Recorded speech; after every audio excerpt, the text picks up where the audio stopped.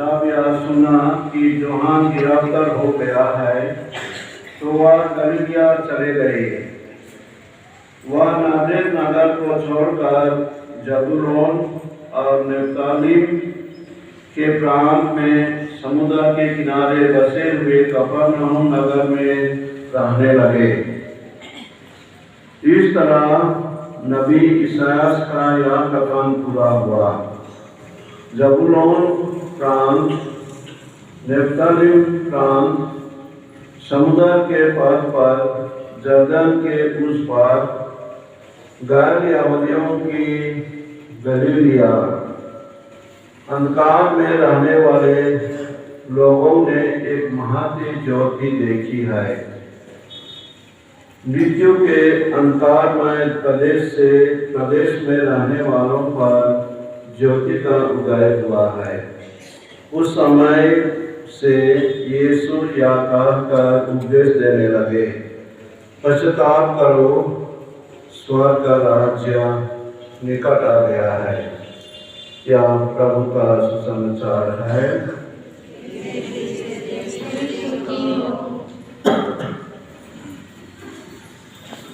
ख्रिस्त में प्रिय स्कूल के बच्चे लोग, भाई और बहनों, ये वचन को मेरे साथ एक बार सब कोई दोहराएंगे। मेरे पीछे दोहराइए। अंधकार में रहने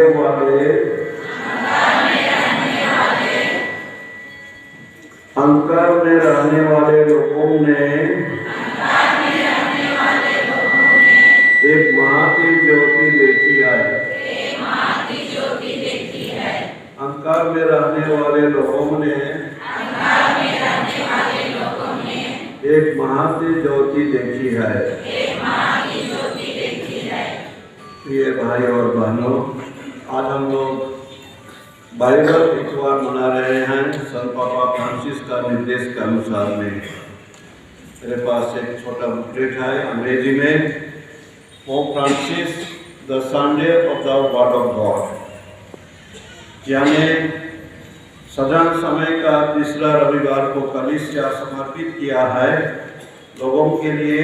जैसे फादर शुरू में कहे, पवित्र वचन को मनन चिंतन करने और उसके अनुसार जीने के लिए निमंत्रण दिया है।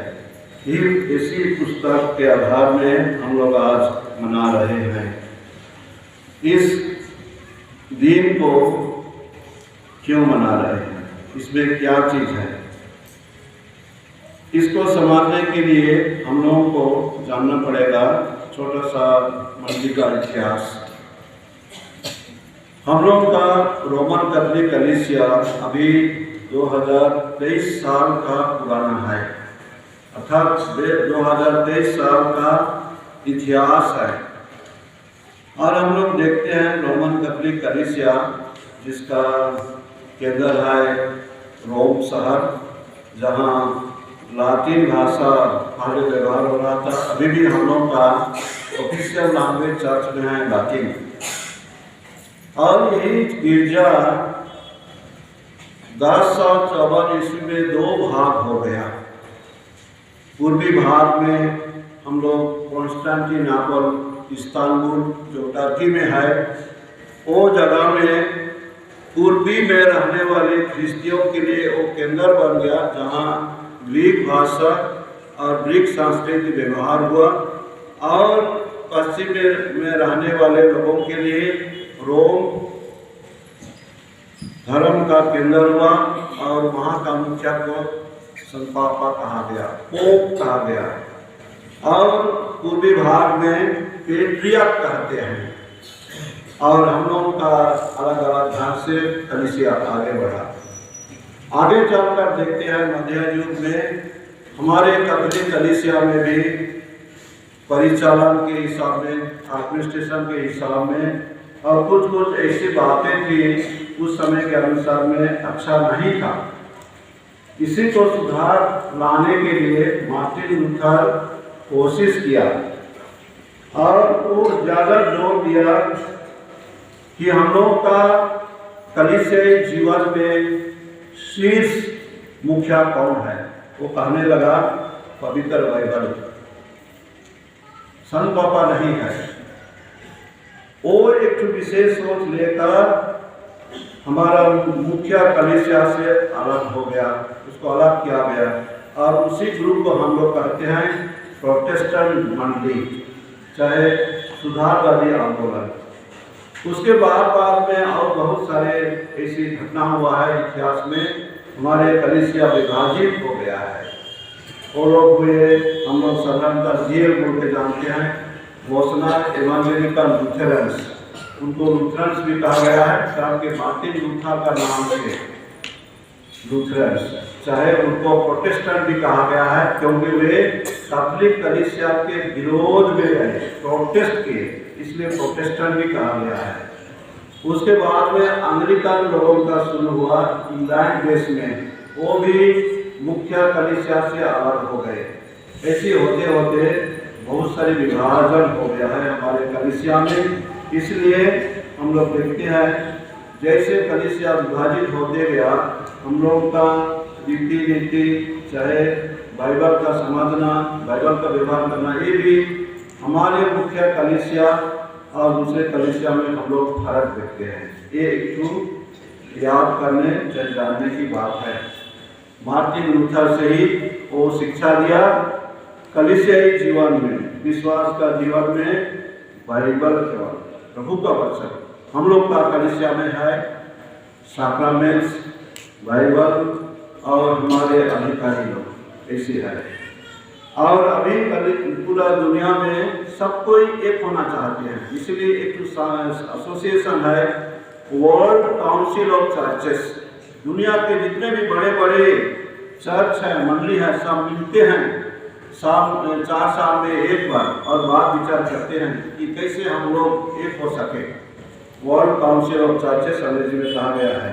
तो वैसे ही ये फर्क होने के नाते हम लोग बाइबल का व्यवहार को भी थोड़ा बहुत फर्क देखते हैं। हम लोग का कलीसिया में बहुत लोग कोई कहते हैं कि दूसरा लोग बाइबल को वो लोग बहुत आदर देते हैं, हम लोग नहीं देते हैं। वैसा भी नहीं है। कलीसिया शुरू से ही प्रभु का वचन को जोड़ दिया है और अभी का वचन पापा चाहते हैं कि हम लोग इस आधार में हम भी कुछ सोचें और ध्यान करें। तो आज के इस दिन में जब हम बाइबल एतवार मना रहे हैं, मैं एक दो विषय लेकर आप लोगों के मान में मैं शिक्षा देना चाहता हूँ, संदेश देना चाहता हूँ। क्यों हम लोग बाइबल पढ़ेंगे? हम लोग का घर में तो सबों का घर में बाइबल है, लेकिन हम लोग उतना नहीं कर पा रहे हैं, चाहे नहीं करने सकते हैं। बाइबल नहीं है तो नहीं कहूँगा, बहुत लोग तो खरीदे हैं, बहुत कमती घर होगा जहाँ बाइबल नहीं लिए हैं, चाहे नहीं खरीदे हैं। आगे हम लोग का कुछ लोग शिक्षित नहीं थे, उस समय बाइबल सब नहीं था। अभी अलग अलग भाषा में भी और ऐसी परिस्थिति है जहाँ हम लोग बाइबल खरीद सकते हैं, रख सकते हैं। बाइबल का दाम कितना है? 200-300 ज़्यादा से ज़्यादा। हम लोग तो उसे कितना क्या में खर्चा करते हैं। इसलिए ऐसा नहीं है कि हम लोग नहीं खरीदे हैं, खरीदे हैं। कहाँ रखते हैं बाइबल को? हम लोग रखते हैं कहीं पर बक्सा के ऊपर, चाहे जहाँ हम लोग मूर्ति रखते हुए रखते हैं, लेकिन हम लोग का व्यवहार नहीं हो रहा है। इसलिए कलीसिया का सोच है कि हम लोग क्रिश्चियन होकर बाइबल वचन को पढ़ें और उसी से हम लोग सीखें और उसी से जीवन को संचालित करें, यही सोच है। हम लोग कहेंगे पहला पॉइंट में, हम लोग सब किसको अनुकरण कर रहे हैं, किसके शिक्षा अनुसार चल रहे हैं? हम लोग चल रहे हैं यीशु ख्रीस्त का शिक्षा, यीशु ख्रीस्त का शिक्षा के अनुसार हम लोग चल रहे हैं। कि हम लोग हिंदू तो नहीं हैं, मुस्लिम तो नहीं हैं, तो हमारे क्रिस्तिया धर्म में क्रिस्तिया शिक्षा कौन दिया है? यीशु ख्रीस्त दिया है। और ये यीशु ख्रीस्त का शिक्षा को हम लोग पढ़ते हैं सुसमाचार में, और उसी सुसमाचार को परखने के लिए हम लोग को क्रिश्चियन हिसाब से प्रभु का वचन पढ़ना जरूरी है। इसलिए यूहन्ना का सुसमाचार 8 अध्याय 3 में लिखा गया है, हम क्रिश्चियन होने के नाते, ख्रिस्त विश्वासी होने के नाते हम लोग को पढ़ना चाहिए। हम लोग सुने सुसमाचार में यीशु के शिष्य लोग जो मछुए थे उस काम को छोड़कर यीशु के पीछे हो गया। क्यों पीछे हुआ? कि यीशु को अनुकरण के क्यों? वे देखे कि यीशु का शिक्षा सुंदर है, अच्छा है और उनके पीछे जाने से चांगाई मिलता है, इसलिए वे उनका अनुकरण किया। और इसलिए हम लोग सोचेंगे हमारे क्रिश्चियन जीवन में हम लोग क्रिश्चियन हैं तो हमारा गुरु जो है, हमारा जो मुखिया है, उसका बात को समझने के लिए हम लोग को पढ़ना जरूरी है। दूसरी बात है, हम लोग सुसमाचार के भाग में भी पाते हैं, आज भी हम लोग सुने ज्योति, महाती ज्योति देखी है। वही ज्योति को आज का पहला पाठ में इसायास नबी भविष्यवाणी किए थे। वही ज्योति है मसीहा, जीसस, यीशुआ, और वही पुनरुत्थान होकर हमारे लिए उद्धारकर्ता बन गए।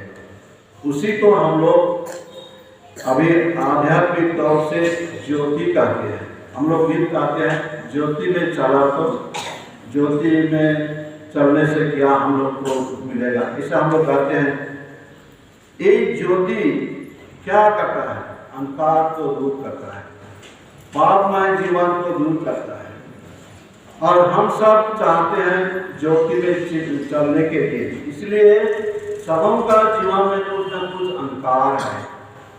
हम लोग संदेह करते हैं, डरते हैं। हम लोग का मन में कभी कभी चाहे कुछ ऐसा चीज है जो अंधकार है। इसी अंधकार को दूर करने के लिए यीशु ख्रिस्त आए, विश्वास में उनके पास आएंगे, वे हमारे अंधकार को दूर करेंगे। तीसरा पॉइंट मैं कहूँगा, सन जेरोम बहुत पहले ही 34 शताब्दी में कहे हैं और वो अभी भी हमारे लिए लागू होता है। यदि हम बाइबल को नहीं जानते हैं, प्रभु का वचन को नहीं जानते हैं, तो हम ख्रिस्त को भी नहीं जानते हैं, ऐसे वो कहे हैं। और वो कुछ दूर तक जरूर सच है। Ignorance of scripture is ignorance of Christ. यदि हम क्रिश्चियन हैं कहेंगे और ख्रिस्त को नहीं जानेंगे तो एक दुर्भाग्य की बात है। इसलिए हम लोग को जानना पड़ेगा कि यीशु ख्रिस्त के बारे में, उसके शिक्षा के बारे में, उसके निर्देश के बारे में हम बाइबल नहीं पाते हैं। और यीशु ख्रिस्त हमारे जीवन है। हम लोग यूहन्ना का सुसमाचार 14 अध्याय 4 और 6 में पाते हैं, मैं ही सच्चाई, जीवन और मैं रास्ता हूँ। I am the way, I am the truth, I am the life. ये वचन बहुत सच है। यदि हम उसको अपनाएंगे, उसके अनुसार चलेंगे, तो हमें आशीष प्राप्त मिलेगा। प्रिय भाई और बहनों, मेरे पास एक पुराना पुस्तक है, how to study the Bible for yourself. हम लोग पुरोहित लोगों से सुनते हैं तो ठीक है, लेकिन ऐसे भी एक पुस्तक है, हम अपने से कैसे पढ़ सकते हैं।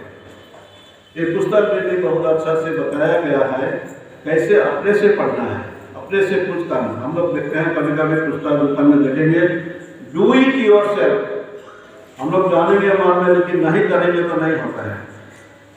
कैसे हॉकी खेलना है, कैसे खाना बनाना है, कि कैसे रिपेयरिंग करना है, कुछ ऐसा कभी कभी हम लोग को गाइड मिलता है।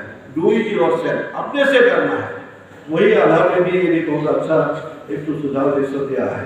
तो आज मैं इस दिन में हमारे परिस में जब बाइबल पर बना रहे हैं, कल हम लोग बाइबल का सेमिनार किए थे, इसके पहले दिन बाइबल क्विज किए थे।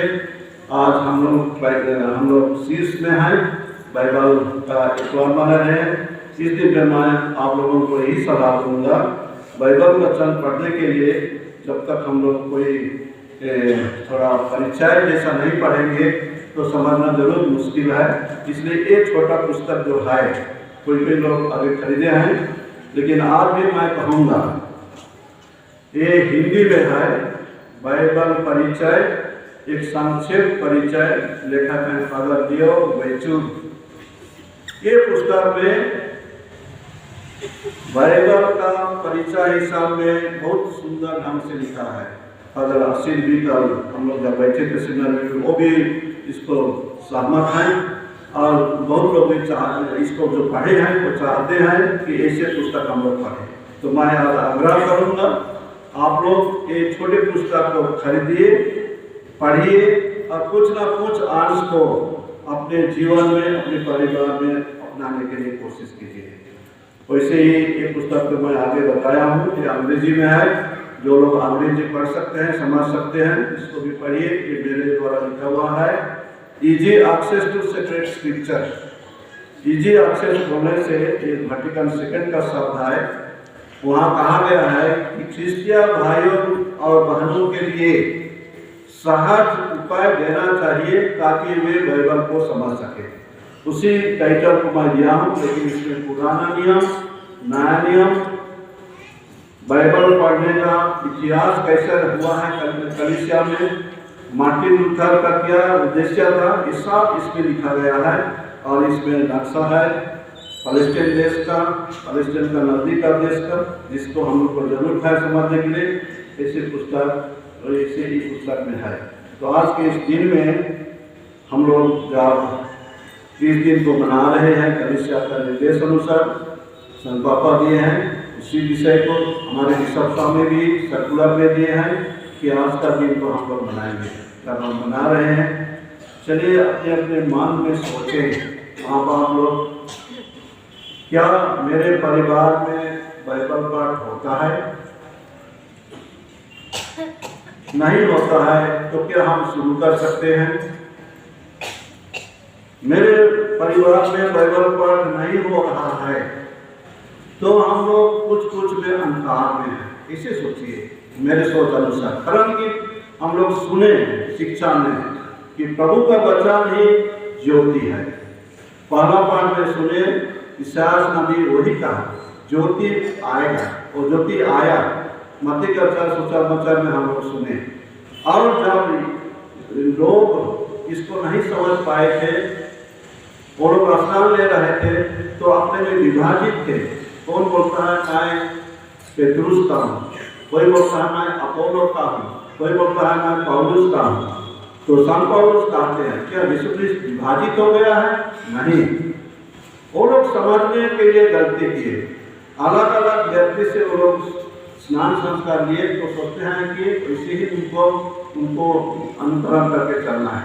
यीशु ख्रिस्त का बपतिस्मा लेकर हम विभाजित नहीं, लेकिन एक होकर चलना है। इसलिए आज अपने अपने को ध्यान कीजिए, परख लीजिए व्यक्तिगत हिसाब से। छोटे बच्चे लोग नहीं कर सकते हैं, मैं समझ रहा हूँ, लेकिन जो लोग वयस्क हैं, जो लोग पढ़ सकते हैं, हम लोग व्यक्तिगत पारिवारिक हिसाब से कितना प्रभु का वचन का व्यवहार हमारे परिवार में हो रहा है। आप लोग सोचिए अपने अपने परिवार के बारे में। और नहीं हो रहा है तो कुछ मन में सोच चिंता आ रहा है कि नहीं, कुछ करने के लिए, कुछ अपने जीवन में सुधार लाने के लिए, ये आप लोगों के ऊपर रहा। चलिए आज हम प्रार्थना करेंगे। ईश्वर आज के दिन में हम सबों को प्रभु का वचन सुनने, मनन चिंतन करने और उसके अनुसार चलने के लिए हमें आशीर्वाद दें। आमीन।